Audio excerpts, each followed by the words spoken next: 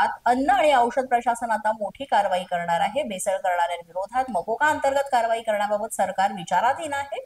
अन्न आणि औषध प्रशासन मंत्री नरहरी झिरवाळ यांनी याचे स्पष्ट संकेत दिलेत। मिठाईसाठी लागणारा खवा, पनीर, दूध अशा पदार्थांमध्ये भेसळ करणाऱ्यांवर राज्य सरकार मोठी कारवाई करण्याच्या तयारीत आहे, असं त्यांनी म्हटलंय। महिन्यापूर्वीच आपण सगळ्या उत्पादकांना म्हणताना पूर्ण कार्यालयांना तशा सूचना देऊन त्या कार्यालयांनी त्या उत्पादकांना नोटिसा दिल्यात। आणि हा जो काय भेसळीचा प्रकार आहे हा तसा गणपतीच्या अगोदरपासूनचा आम्ही सुरू केलेला विषय आहे आणि मोठ्या प्रमाणात स्वीटचा वापर केला जातो।